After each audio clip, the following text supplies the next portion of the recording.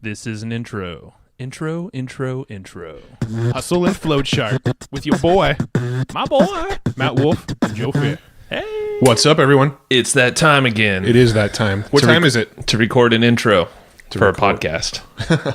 That's right. I already hit record. I know. Oh, okay. So who are we talking to today, Joe? Mr. Craig Simpson. And this guy is direct mail expert extraordinaire. I was going to come with a better, fancy name, but either way, this is the man to know, to listen to read his books, to just freaking study. If you're interested, and you will be interested after listening to this, of how to integrate direct mail. Yes, we're talking physical mail, stuff you get in your mailbox. The stuff that you probably have never tried before. Yeah, you'll probably want to try that or try this after listening to the episode. Yeah, no, this is essentially a masterclass in direct mail. We've never had somebody on the show who specifically dove into tactically, here's how you do direct mail in your business. And so we were really excited to dig in. Joe and I have both actually read his book, The Advertising Solution, that he did with Brian Kurtz. He's got another book called The Direct Mail Solution. I wrote with a guy named Dan Kennedy. Dan Kennedy, may have heard of him. So he knows his shit when it comes to direct response, direct mail marketing. Yeah. He is the sort of go-to expert in that world to talk to. So we're just super pumped to be able to talk to him. And I was stoked that because direct mail, let's be honest, we're online marketers, and obviously we're not just online marketers, we're just marketers and people. Yeah, but online space seems to be our primary channel. Yeah, but that's just what we know best. So we operate mainly in the online space. But the way that Craig was framing this is that this is an opportunity to really be seen in a place that most people are not even attempting, which is land in your mailbox. There's very efficient, effective ways, literally just mailing the current people that are on your list. Obviously, you need some data from them, but like Matt and I, we're definitely going to try some things out because we have dabbled in this space before. But you can use this almost as a form of retargeting in a way. Like he actually said that on here, where you can time out. Oh, give it too much. You can time out. Yeah. It should be very strategic with this stuff. I know. I just want to just go into it now, but that's can't do that. But just think about this, isn't it? Like if you're using a traffic system like ours, where you have this foundational system where you look like you're everywhere. Well, guess what? You can actually look like you are definitely everywhere, like literally landing out there in your mailbox. And there's all these modalities. It just helps you sell and further whatever you're trying to get out to the world. So it's really cool. Speaking of traffic, if you want to grab a free copy of our traffic book, go to evergreenprofits.com/traffic book. I believe is the URL. I believe if it's not, I'm going to make sure it is now. But evergreenprofits.com/traffic book. Evergreenprofits.com/traffic book. Wait, I think you're supposed to say that one more time. I've said it 3. Is that the magic number? I don't know. Evergreenprofits.com/traffic book. You can go get a free copy of our book where we teach our cold targeting strategies, our retargeting strategies, all the way that we drive a bunch of traffic to our site, plus ways that a bunch of our guests and past people we've talked to on our podcast also drive traffic. It's sort of like a traffic Bible, let's be honest. Yeah, that was the intention, and it is. Yeah. So, it's free. Go check it out. So let's go talk to Craig Simpson. Let's do it. Hey, Craig, thanks for joining us today. I'm happy to be here talking with you guys. Yeah. So you and I chatted, and oh my God, we've read. Let's see. I've read the direct mail solution, or the advertising solution. Advertising solution book. That's right. And Matt has both of them over here, and they're just amazing how much information is in there, distilled from the greats. Working with the greats, Dan Kennedy was one of them. Lots of cool stuff that you've done and put out there. So we're excited to talk to you. And the direct mail stuff is pretty foreign to us, but we've dabbled in it a little bit in the past, and it's been fun. So just we're curious to hear how this kind of came about. So where did you come from? I know it started with rocks a long time ago. Yeah. Take us back I started to in direct mail in a really weird way. Here we got this. I started with rocks of all things, selling rocks to the mail. You kind of think what an odd thing. How does somebody sell rocks to the mail? Right. So for me, I was an avid rock climber when I was younger, and I had built this 20-foot high rock climbing wall in my backyard. And after I built it, I was, 18 years old, it was in my parents' backyard. I didn't even have any money to put the buy the rocks that you put on the wall. So I found a way to make these fake rocks and bolt them on there so I could practice rock climbing on my wall. And my buddies came over and climbed on, and they said, "Hey, you should start selling these things." So I put an ad out, and I got some response. And then I thought, well, I'm going to do this thing called direct mail. And I did my first mailing to like 250 people. And I sat by the phone and waited for it to ring, and waited and waited and waited. And not a single order came in. Nobody even called. And when I look back on it, the piece was absolutely terrible. But I kept trying, and I eventually found a system that worked, and I ended up selling over 4,000 rocks through the mail. So It was kind of an amazing beginning that got me hooked on it. And I realized that I absolutely loved the marketing, but I hated manufacturing. I didn't want to sit in my own sweatshop making these fake rocks out of resins and plastics and stuff. So I sold that business and went to work for a large financial publisher, and that's what kind of propelled me even further in the direct mail world. Interesting. So why did you pick direct mail as the first marketing channel for you? Well, I don't think I knew any better at the time. I mean, at the time there was no internet. There was TV, radio, print, and direct mail. There wasn't a lot of options, and I knew that for rock climbing, TV and radio was too broad. I did do some print advertising in like some climbing magazines and newsletters and things like that. But I felt like, hey, if I knew I could get a list of climbers, I felt like they would buy my product. And so that, just researching that and figuring that out, that's what gave me the idea to try and start, because I could be targeted in who it was I was going after. Yeah. No, and it's smart to go after. I mean, the audience. It sounds like you were deeply embedded in there. The publications and who to target, rather than just going cold into some random market there. So I'm sure that helped out. Has a lot changed since those days compared to now with direct mail? Well, I think there has been some things that have changed, but not a lot. I mean, when it comes to writing copy and targeting a list and how to position the offer, a lot of those things have not changed. In fact, they haven't changed in like 100 years. When you look back at the old school direct marketers, the way they targeted somebody wasn't much different. Now, today we have more availability of how to narrow things down. We have more opportunities. There's over 100,000 mailing lists on the market. 100 years ago, there probably wasn't more than a few thousand. So yeah, we can be a little bit more targeted, but a lot of the things have stayed the same when it comes to the overall direct response concepts. Now, are there any sort of industries or products or anything like that you think don't really work with direct mail, that like this sort of industry should just avoid it altogether?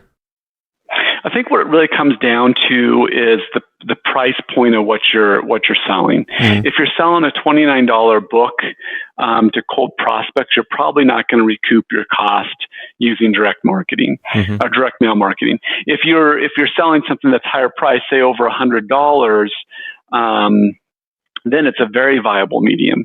Or on the flip side, we could sell books to the mail if you've got a large back end, meaning the lifetime value of the customer is going to be high. So let's say you sell the book for $29, but over time they're going to buy other products and services from you, and the lifetime value of the customer is, say, $300.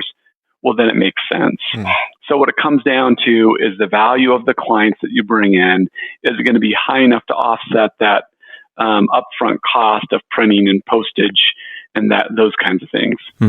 Is there a magic number for that you see that, like, okay, this is your minimum viable, like, this is the number you said, obviously having a back end is helpful. Sure. If I were to give a big broad number, I'd say, hey, look, the client value would be great if it was $300 or higher. That would be an average across the board. But there's some niches like health and beauty where we're able to acquire customers at a much lower price because they're hyper responsive buyers. So that wouldn't be true there. Maybe it's $150 or $130 for the health and beauty niche. Got it. And other spaces like B2B, business to business, it might actually tend to be a little bit higher. So it kind of does depend niche by niche. Yeah, and I'm sure it's super related to just online advertising and just how you have to kind of look at your budgets there and make sure that you have enough back end. Not probably going for the first touch as the sale, or at least there's some period of time where it takes some time to close someone on that thing you're trying to go for. True. It definitely does. And it all depends, like you said, on the niche. The niche really plays a different. The way we attract somebody for an anti-wrinkle cream product is totally different than the way we would market to a dentist, right? They're two different groups. And so that's where the science becomes in direct mail marketing. There's a different way to approach each group. And you have to be very methodical about how you go about approaching each group. Got it. Yeah. All right, so going back to the rock days again. So so you're kind of testing that out, and it sounds like you kind of got a win there. What was the progression after that point? Well, so the very first campaign was a complete bomb. It was a loser. Then I started building momentum. I started changing things. And, it's just like when I look back, I didn't know what I was doing. I just guessed at writing a really bad letter and putting in a brochure, and it was a terrible piece. And so what made the change was testing different things, testing different sets of copy, testing different specials or price points, and finding the right list. I got to make sure that these were active people that were actively climbing.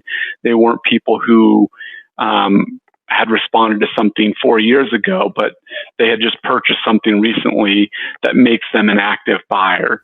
So as I learned some of those things, that's what helped build the business and help create more sales.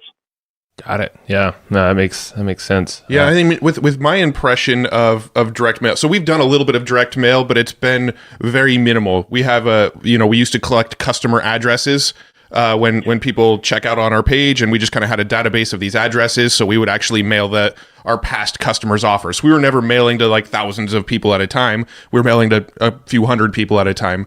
But my sort of thinking of direct mail is if you're going to go cold with it, you've got to be spending like, $10,000 plus to get a direct mail campaign going. And a lot of small businesses probably don't think they can afford that, but that could be a totally limiting belief because I don't know this world at all. Sure. It really depends on what business you're in and who you're going after. So I have a dental client who goes after people who have undone treatment, and they mail 250 people. That's it, just 250 people. And they're mailing them an offer. Hey, look, if you come in for this undone treatment, we're going to buy you a steak dinner at Morton's or wherever, some fancy restaurant. And by enticing them to come in, they get a steak dinner. They know that they've got to have this crown put in, but they've been putting it off.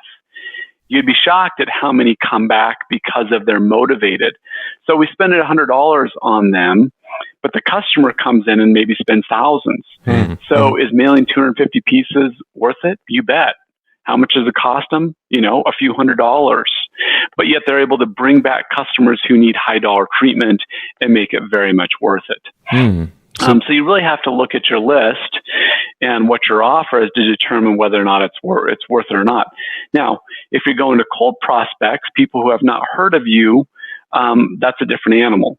You may need to spend $2,000, $3,000 at a minimum for a small list, and then up to $10,000, $15,000 for a bigger test. It also depends if you're regional or if you're national. Got it. Okay. So it sounds like if you have a list, if you have some customers or maybe folks who haven't taken action and for some reason figure out what the motivation is and send them some mail. Yeah, even if it's just a couple hundred people. Yeah. I have chiropractors that do these reactivation campaigns. They do mailings back to people who haven't come in to see them for 6 months or more. And maybe we're only mailing 1,000 people, but it gets such a high response rate and the client value is so high on those returning patients that it's worth it to just spend $1,000 and get tens of thousands of dollars worth of work, treatment back in the door because we're reaching out to them and many of them sign up for long-term treatment plans. Yeah. So if you've got a customer list with physical addresses, you should be mailing them on a regular basis. There's always something you can offer them, whether it's to reactivate them, find another product or service to sell them, joint venture with somebody else and sell somebody else's product or service to them. If you're just letting those names sit there, you're completely wasting them. There's value and money and gold in those names, and you need to go after them. Craig, I think you're like kicking us right now. We're over here shaking our heads. We're like, dang it. Yeah.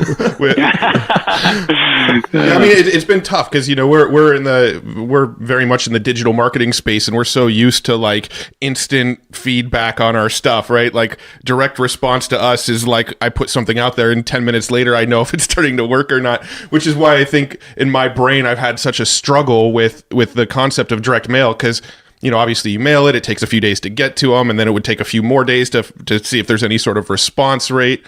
That's sort of always been the sort of mental block I think Joe and I have had around doing a ton of direct mail. Is it's really hard for us to gauge how effective it's being, especially on the sort of smaller scales that we've been doing it at. Yeah, I mean, every campaign that you do, you've got to start out with the end result in mind, and how are we going to track this, and what kind of ROI can we get on it. But there's always there's opportunities, and tracking is really easy if we set it up right from the beginning. But there are plenty of opportunities to go out there and use it. It's just really thinking through, well, what's going to be best, what's going to bring us the most money in and help our clients out the most at the same time. And usually finding those two things, you'll be able to come up with a campaign that could be a winner for you. Yeah. So I'm curious if you could walk us through kind of like a hypothetical situation for folks, you know, us being one of them, but also the listeners. You know, they have some customers, they have a product to sell, but they've never done direct mail. What would be the first step and kind of like a simple process to just get going and test this thing out? Well, there's three key things to direct mail you have to keep in mind. One is the list. So if you got your house file, that's the easiest place to start. Either warm leads or existing customers or past customers. Those are all the best people to start with because they're already familiar with you. If they're customers, they've already spent money with you. So there's a level of trust that's already been established. So list is number one. You've got to have that to start with. Two, you need to have an offer. You need to have something that is going to answer or solve a problem or fill a need or a want that your customers are going to have. So you've got to identify what is that going to be. And then the third thing is the copy, the creative. What do we have to say to them to get them to buy this product or service? If it's something that answers a serious problem in their life, then you're talking about the pain and then the solution. If it's a want or a desire, you know, they want to make more money or they've got a desire to build something, then you've got to create some kind of mental image in their mind that shows that, hey, look, they can buy that car they've always wanted or pay off the debt they've been wanting to pay off. We've got to create mental pictures of things that would excite them and make them feel good to help motivate them to buy. So we've got to look at those three things carefully: list, copy, and creative, and offer in order to get a winning campaign. Yeah, no, that's really good stuff. And I would assume, you know, the advertising solution, your book, is probably a great resource to just like, there's your copywriting right there. Go read that book. Yeah. The advertising solution is phenomenal for that kind of thing. It's kind of got a list of checklists and things for copywriters.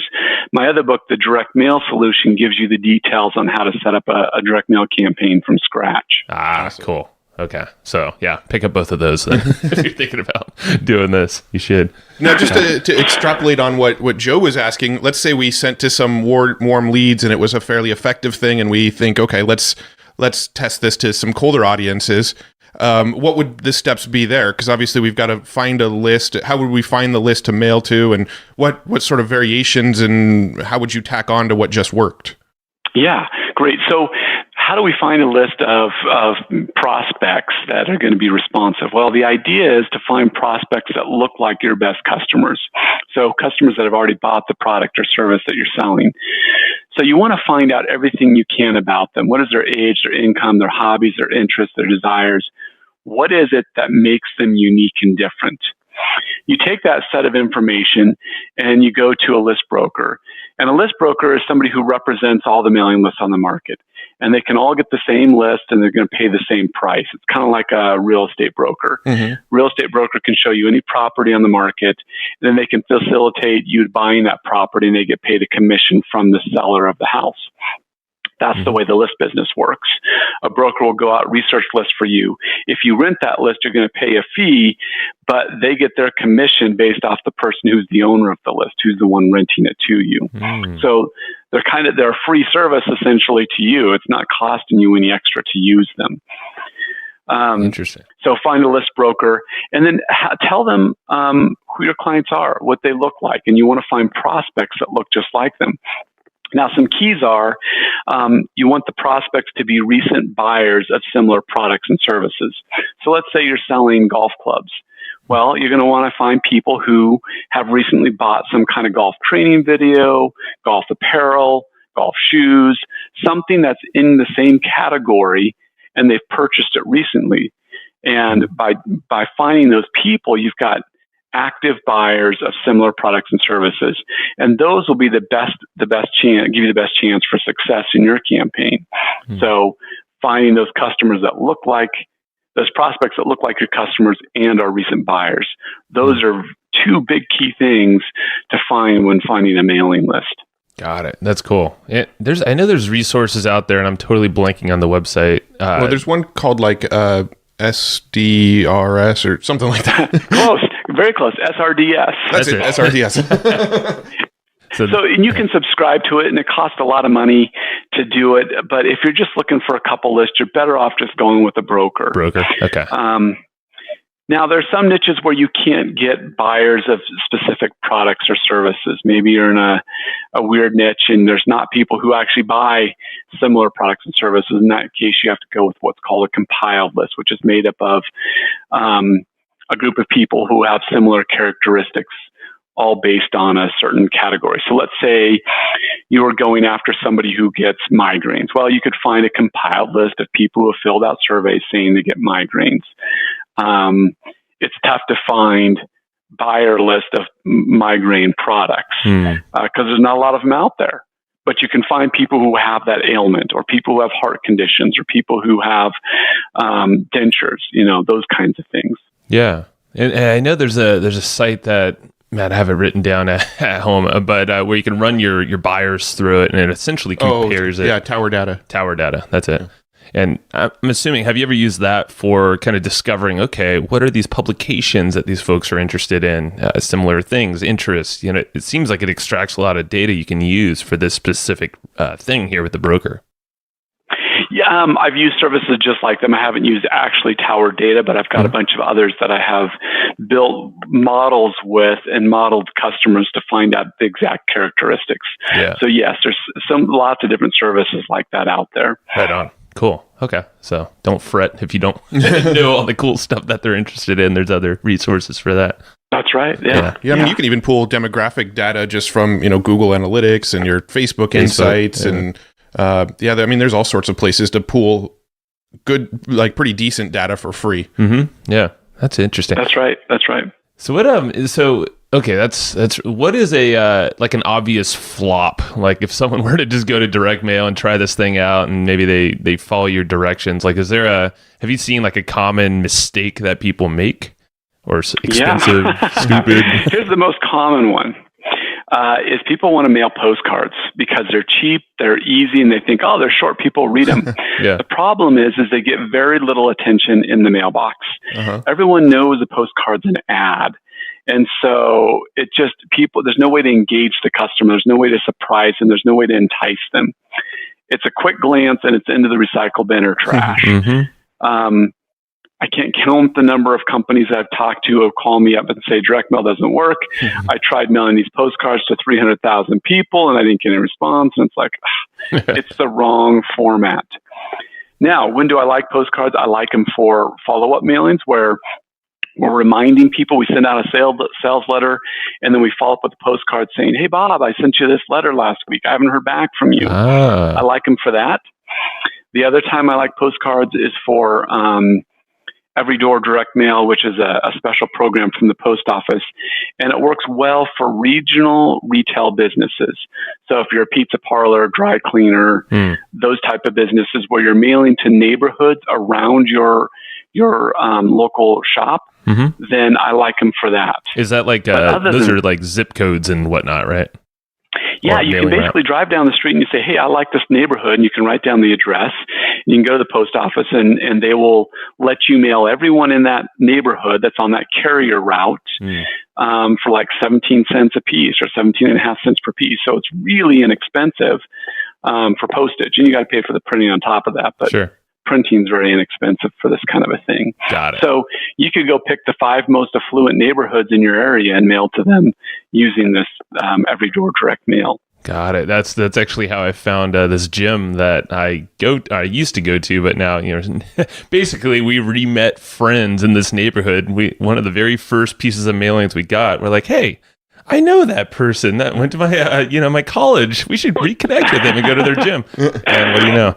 So it does work for certain scenarios. I think we were the only person in their entire mailing that actually responded to it, though, because they went cold with the postcard. So they did what you said. Yeah. So but as a follow up, that's interesting, because I've never thought of, and it's obviously happening all the time, but follow up with direct mail, but using a lighter postcard. It's cheaper. Maybe they recognize your branding or name. Yep. That just makes a lot of sense. It's kind of like retargeting in our sense. It's like, oh, well, here's our brand over here. Little lure out there in the water. And you can put a picture of what the letter looked like. So if you had the letter that's step 1, step 2, put a picture of it in there and then refer to it. Your postcard's not going to look like anyone else's, because it's going to have more copy on it. It's going to have an image of a letter. It's going to more likely grab their attention than the standard, 10% off my cleaning services. Call now, Yeah, that makes sense. Okay, cool. Yeah.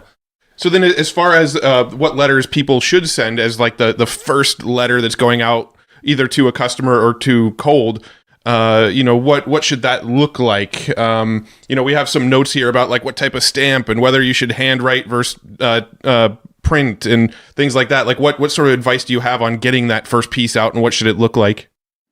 Yeah, the niche, of course, plays into that. If we're going after people with health and beauty and diet, we've got to put some images in there, like before and afters. If it's a special anti-wrinkle cream, or if it's a special supplement, we need to put a picture of the doctor in there. But the images that you include in a letter need to only enhance the copy, not distract from it. So if it's a beauty-based product or health-based product, there's more images that will be needed to help enhance that copy. If you're selling more of a traditional product or service, financial advisor or chiropractic or some kind of healthcare thing, then the letter's going to be more of a traditional text-heavy, not as many images, maybe a picture of who the letter's coming from, but it's going to be filled with copy. It's not a Madison Fifth Avenue ad where it's big images and very little copy. It's the reverse. It's lots of copy with few images. And believe it or not, there's an old saying, it's still true today, and it was true 20 years ago, and it was true 100 years ago. It's the more you tell, the more you sell. And people keep saying, well, in today's age, with Twitter and Facebook, a short message is better than a long one. Well, it couldn't be further from the truth. With direct mail marketing, once you engage the prospect, if they're interested in what it is you're selling, they're going to spend plenty of time reading a sales letter. And the more they read, the more excited they'll be about buying your product and service. Now, it's going to certainly repel those who are not interested, but those who are will take the time to read it. I have a financial publishing company that I work with, and they came up with this new product for this thing called binary options, and it's a different type of option trading. The first letter that they sent out, we tested it, was a 6-page letter, and it worked okay. We got a decent response on it. We bumped that letter up to 20 pages, told the full story, gave the full explanation, and we doubled the response rate. Wow. Doubled it by making it a 20-page letter instead of a 6. It was the exact same audience. So they've already seen the offer once, and we mailed it 6 months apart. So it wasn't like it was a multi-step campaign. It was one went out in June, the other one just went out at the end of December this year. And the response rate doubled by tripling the size of the sales letter. Wow. And I can't tell you how many times I've seen this happen. In the 20 years I've been doing direct mail, the more you tell, the more you sell. That makes sense. Yeah. And now I will say this is for business to consumer. If we're talking B2B, business to business, it is a little bit different. I'm not going to send a 20-page letter to a dentist or an attorney. I'm probably going to keep it quite a bit shorter. So it's mainly true for the business to consumer market. Now, do you ever see just like a sales letter that's like a digital sales letter, long form written sales letter? Do those typically convert well to print, or do you have to? Is there like different styles that you use between print and writing digital copy? If it's good direct response copy online and you're generating sales, it very much can be converted to an offline piece and used in the mail. We do it often with a lot of financial publishers. Will do that. They'll test it online, and then we'll put it into a direct mail piece. So certainly, that's good. Now, going down that vein, it's well, actually, just to go back really quick, when we did send a lot of direct mail, I remember we did it in a different sense. That was the actual paid thing that they were getting. So we would send a paid newsletter every month, paid about $100 for it. But people stuck for a very long time for that thing in the mail, which was about 30, 40 pages long every single month we'd send it to them. So we sent them a lot of stuff. And I just remember that we would get way more responses, way more consumption, just happy customers with that kind of model as compared to just a purely digital thing. Yeah, I mean, we learned that people still love getting stuff. People love getting stuff in the mail. It's frustrating. And we did end up expanding, the copy in there. Even though it wasn't all sales copy, we would have sales messages in there. Like you were saying, we'd drop affiliate promotions in there, maybe a one-sheeter slipped in, and things like that worked. And it was just an interesting experiment. We had no clue what we were doing at the time, but kind of worked. Yeah. But how does I'm curious how this combines with your digital, the stuff you're doing online, how direct mail ties in. So are there some principles or guidelines that you like to kind of use when doing that? Yeah, I think that all media working together is the best, right? Mm-hmm. So if we can send out a direct mail piece and time it so that an email hits them the day the mail arrives in their mailbox, and then retarget them on Facebook that same day, and then follow up with a phone call the next day. The more media we can hit our prospects with, the better chance we're going to have for them to be successful in those campaigns. For all the back-end mailings and things that we do, we always time direct mail and email. Always. The two together work best. Now, when we're going to cold prospects, it's a bit different because we can't always get the email addresses for the cold prospects. We can get the physical addresses, but they're not just going to give us, the list owners aren't just going to give us their email. So mainly it's for our existing customers, our list that we own. Mm-hmm. But it's extremely effective to use a combination of different media together for a certain campaign. Now, when the letter goes out in the mail, my thinking is you want to try to make it look as much like you're getting sort of like a letter from a friend or something, more so than some sort of business mailing. Is that kind of the case? And if so, how do you try to make it look more like something that they'll open? Right. Two thoughts on this. So one is, if you are going to a group and you know that they're struggling with something and you know what to say to them to get them to open that mail piece, then you want to put teaser copy on the outside because it's going to grab their attention more than anything else. If it's talking about a pain or a struggle they're having or something that they want or desire, that's when you use teaser copy. If you don't know what to say, then the best approach is the sneak up approach. It's the approach of, let's make it look as personal as possible, like your grandma, your aunt, or your friend just sent you a letter. And that means use the live stamp. Make it a commemorative stamp, something unique. Don't use the flag or the Liberty Bell. Use the muscle cars if it's going to men. Maybe use the Sally Ride stamp if it's going to women. Maybe if it's to an older lady, maybe you're going to send the flower stamp. Whatever it is, try and make it connect with the group you're going after. I remember I was doing a project years ago with a financial advisor, and I was testing stamps, and it was the only test was a Ronald Reagan stamp versus a different stamp. Mm-hmm. And the Ronald Reagan stamp actually produced a higher response rate. Well, the seniors we were going after, they loved Reagan. He was their president. Mm-hmm. And so by picking the right stamp, it actually helped increase response.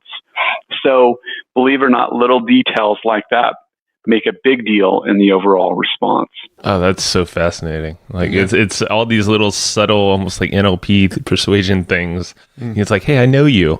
And this is, it's also interesting because my wife just taught me this the other day is, I think it's true, but whenever, there's a stamp on there that says pre-sorted or whatever the acronym is for it, she's like, yeah, trash. I'm like, and I'm over here like, no, we got to open it. Like, it looks like a check or like, my swipe file, damn it. It's my swipe file. Yeah. So, well, you are right on that. I mean, it's pre-sorted, meaning they're sending them in the thousands. It's mail. And I use live. In some cases, we do use live pre-sorted standard or pre-sorted first class stamps. But I'll tell you when we use them, so for example, if we're putting teaser copy on the outside of the envelope, because we know what to say to them, we don't need to pay extra for a full price first class stamp. We can pre-sort that because when they get it, hopefully the outer envelope copy is going to appeal to them enough that they want to open it. So there's no point in spending extra money on the postage. Yeah, that makes sense. And some of those stamps, like you were saying, the flag, they look like a hand stamp, more or less, if someone's not looking too close. Yeah. So we used to be, we haven't gone in a while, but we used to be kind of students of the GKIC thing. We used to go to Super Conference and Info Summit and all that. And one of their big things that they talked about at pretty much every event that I ever went to was lumpy mail. Put something in the mail to make it stand out among other stuff. And, being on their mailing list, you used to get like Army men. And one time I got like a bullet. Yeah, I got like a big old like bullet in the mail, like in a letter. And there was always kind of like stuff in it to make it lumpy. So you open it and figure out what the hell's in this envelope. Do you do stuff like that? Do you recommend stuff like that? I mean, when would that come into play? Yeah, I definitely do stuff like that. I've done all sorts of things that are creative like that. And it really depends on the audience and the value of the product you're selling. So if you're selling a $200 widget, using lumpy mail is probably not going to be real cost effective because what it's going to come down to is your cost per acquisition. If you're putting an Army man in there, it's going to cost more to mail.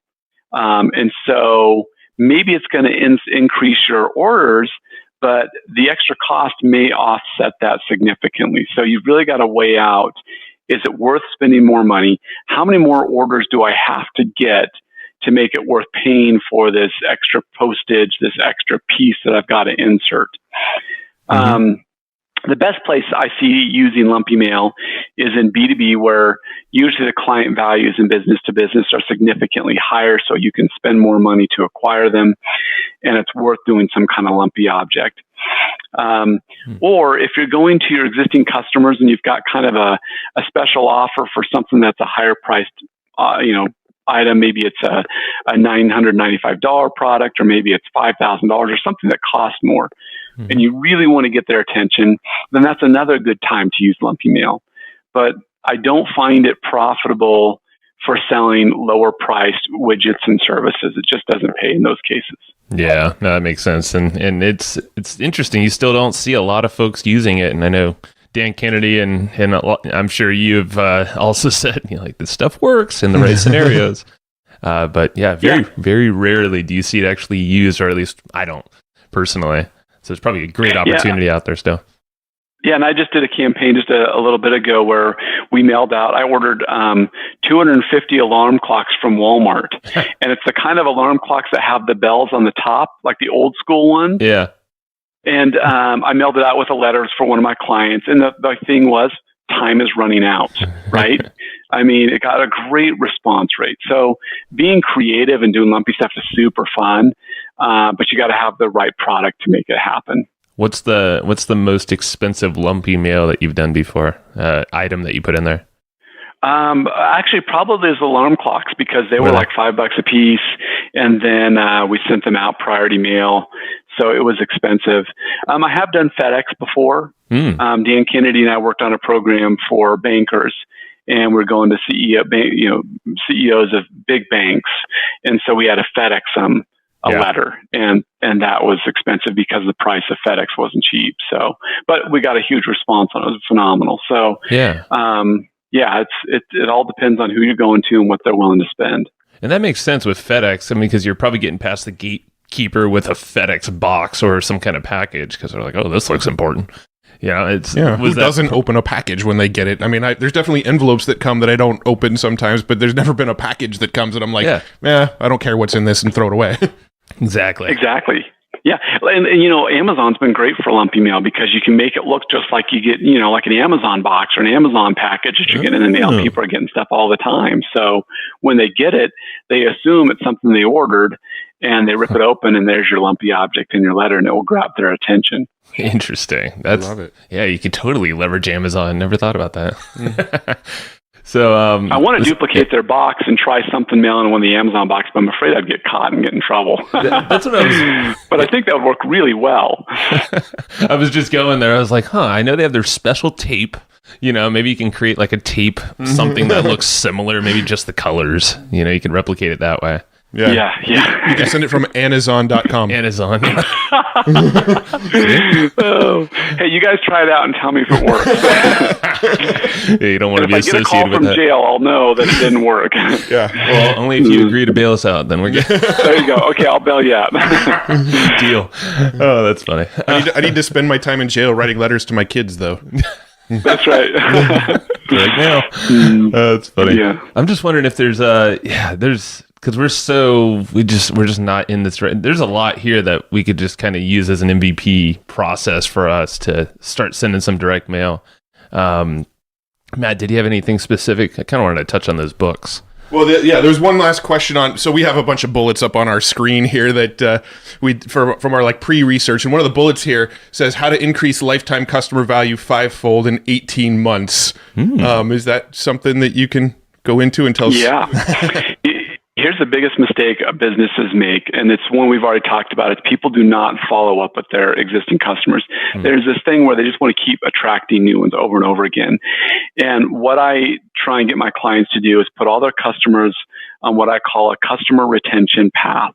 It's a way that once they buy a product or service from you, we have a plan in place to ascend them up to the next level. And we do it in a very scientific and organized way.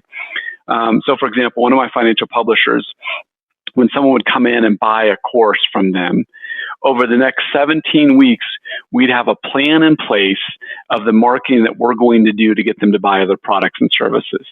So not every week for 17 weeks are you going to get something from us, but 11 different touch points you're going to get a mail piece and email from us. So what does that do? Well, we're keeping you engaged, we're keeping you front of mind, and we're constantly trying to provide something that you need. Now, that provide is in the way of selling you something, but it's something else that you need to succeed at what you're trying to do or to make you better. So a customer retention path is the quickest and best way to get people's customer lifetime values up significantly higher. Not a shotgun approach where every month we've got a different special. It's got to be organized, scientific, and it's got to be congruent. We're not going to go from one product to something that's totally different. We want the products to be congruent, but the second product enhances the first. The third product enhances the second. We don't want them to feel like they're missing something, like they didn't get the complete package, but it's just something else to help encourage them and make their process of what it is they're buying or doing, help them succeed. That is really cool. I'm just thinking of like what we're doing currently in our business is we just started selling shirts. So now that's a new opportunity to collect email, our physical addresses. And that's a prime opportunity to create a nice, simple campaign to indoctrinate, and typically they're podcast listeners. So if you're one of them, thank you. Is follow up with them with the next best thing to bring them a little closer to, whatever the thing is they're looking for. And could be, maybe a book offer of ours into our course, affiliate offers. There's so many things you could sequence out, like you said, for the next 18 months or beyond. It's very cool. I love it. I mean, people do it with their email autoresponders. Why not with direct mail too? It makes so much sense. I'm kind of like kicking myself here because we sell shirts. We've got We've got 2 different books that we sell that we collect addresses for. We've got our newsletter that we used to sell that I think we passed about 800 people through, and we have all those addresses. So we're sitting on probably about 1,000 direct mail addresses of people who have actually bought shit from us. And so I'm kind of kicking myself going, why the hell aren't we doing this right now? Yeah, and here's the thing: is everyone's doing autoresponder emails, and that's okay. Yes, we already know about that, but throwing the direct mail element in there is a world difference, because nobody is doing that. You don't get 100 pieces of mail in your mailbox every day like you do with email, right? And so, mailboxes are empty, and Dan Kennedy and I talk about how we're glad the postage rates are going up because the dumb marketers are going to stop mailing. What does that do? It opens up the mailbox. If you're the only guy in there, you're going to get more attention. Yeah. Totally. How do you feel about those like packets of mailers where you get like a stack of postcards that have like 50 postcards for 50 different companies, or like what's the other one? The get one free, is it get one? Valpak. Yeah, there's Valpak, and there's one called like get one free or something like that. Yeah. There's a handful that I get. It depends. I mean, if you're a regional business and you're competing on price, dry cleaner, pizza parlor, yes, landscape services, sure. But if you're a national mailer or financial advisor or some of those things, I would stay away from it. I just don't see a great response from them. That makes sense. Yeah. Just because you're one of, the 30 that are in this pack here, maybe even more. Yep. Yeah. Well, I've even noticed. You're competing on price. People are looking for discounts in there. Free piece of pizza, right. 30% off a dental cleaning. They want the deal. And that's what you become, is somebody competing on price then. Yeah. And I mean, you're even competing with other businesses a lot of times. I've seen those stacks where there's 6 pizza company cards in there, so you're even like competing with other companies when you're in those stacks of things. So I was always kind of curious about how effective that sort of thing was. Yeah. Now, I'm curious about the book and everything, or both the books that you've done. You've worked with some amazing people, Brian Kurtz being one of them with Advertise Solution, and then the other one, Direct Mail Solution with Dan Kennedy. Mentioned him already. Yeah. How did these opportunities, how did that all shake out? I know probably different scenarios for each book. Wow. Well, yeah, I mean, different for both. So Brian, our paths have crossed a few times years ago when he was at Boardroom and I was at another financial publisher, the Ken Roberts Company. But we really got connected through a GKIC event.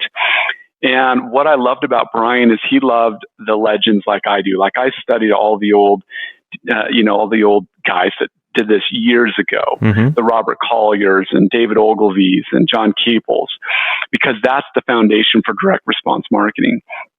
So I knew he was passionate about it and talked about it. So when I had this idea for the book, I had been writing articles about these guys, and I thought, I'm going to do this book. I felt like there was no better match than Brian for this. I mean, I felt like he was the perfect guy to partner with on it. So that's why I picked Brian for that one. And then for the direct mail solution, thankfully I've been lucky with Dan that Kennedy sends anybody who he wants direct mail managed for, needs help with lists, he comes to me.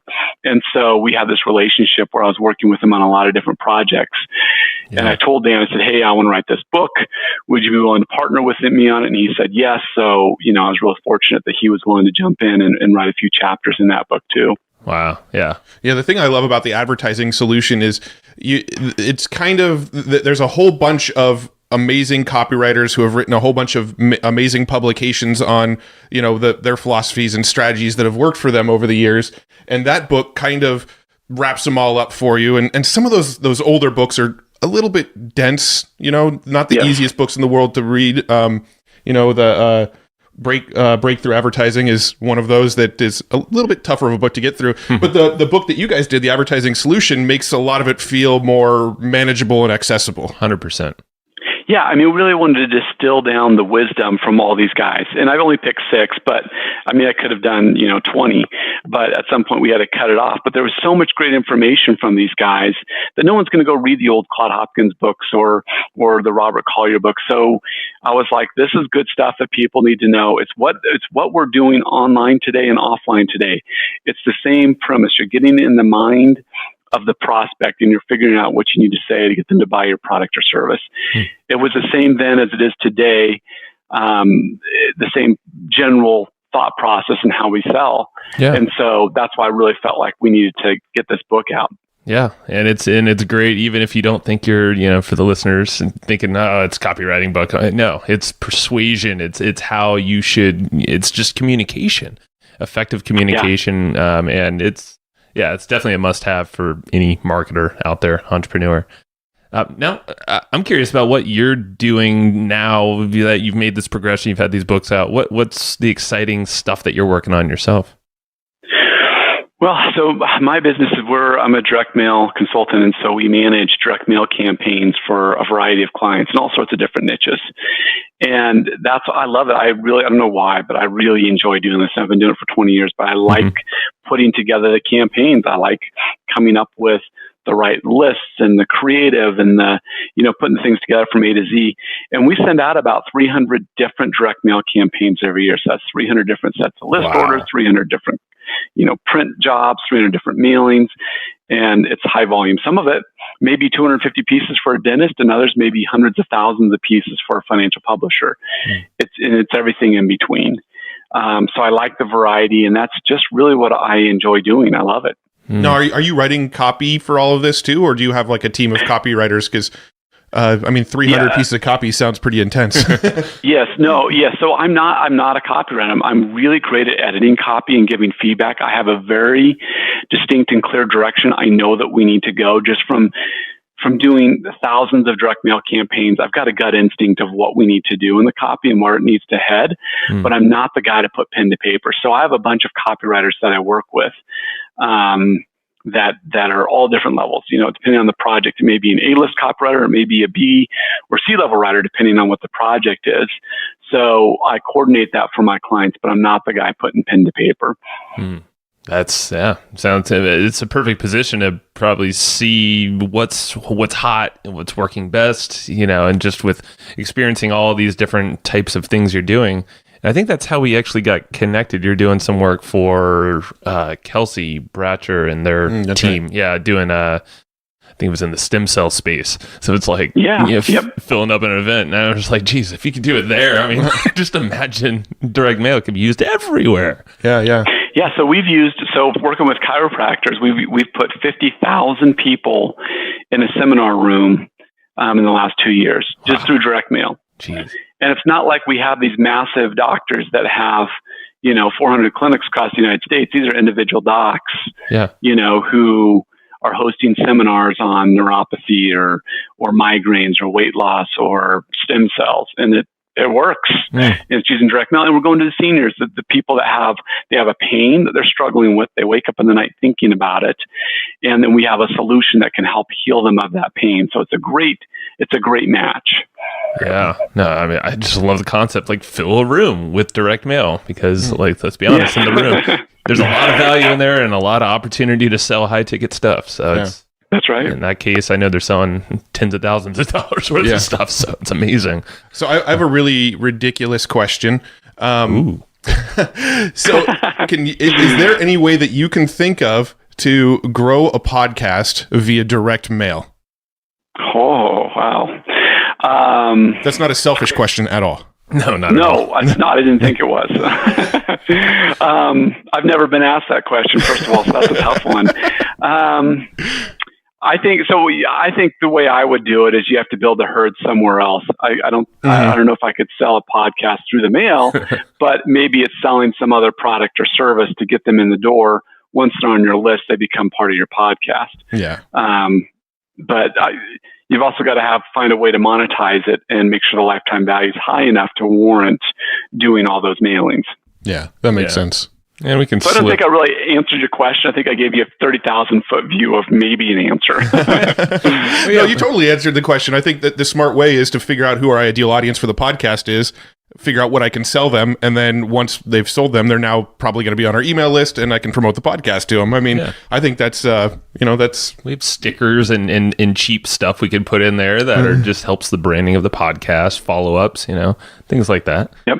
Yeah. Yep. I think you said it better than I did. I think that's exactly right. There you go. Cool. We're learning something on this thing. I love it. Awesome, man. Well, so let's back up really quick. Just a couple wrap-up questions. What are some books that you find yourself recommending to others, or some that you just reference very often that we should check out? Yeah, I'll tell you my two favorite books. David Ogilvy's Ogilvy on Advertising is a very introductory level book to direct marketing. Ogilvy and now they're, were the largest, I think it's Ogilvy one now, but back when David Ogilvy was part of it, it was one of the largest advertising agencies in the world. And he talks about the struggle of being brand advertisers versus direct response. And he gives a great transition explanation of direct response marketing in there. So anybody who's new to marketing should read that book. Ogilvy on Advertising, because it talks about both styles of marketing, and then it explains why you need to do direct response marketing. Super important. Cool. Okay. Book number 2, a lot of people may hate this book, but it's the Robert Collier letters, written by Robert Collier. It was written, I think in the 40s or 50s. Robert Collier was the first guy to use a $1 bill on a mailer. He pinned it to an outer envelope, and he got like an 80 or 90% response rate to it. And he was mailing it, requesting donations to a children's hospital. He did that in the 1920s. He mailed a $1 bill out in the 1920s. Jesus. This guy, even though his book, The Robert Collier Letters, is hard to read as far as it's thick, it's 300 pages, it really teaches you about getting inside the mind of the prospect and how to have that conversation with them, how to get in the conversation and have it in their head. And it's just a powerful book. He gives tons of examples. He gets excited about writing about how to sell coal. I mean, coal is like, It's like selling rocks, right? It's not exciting. Literally. But he finds a way to motivate people to buy coal.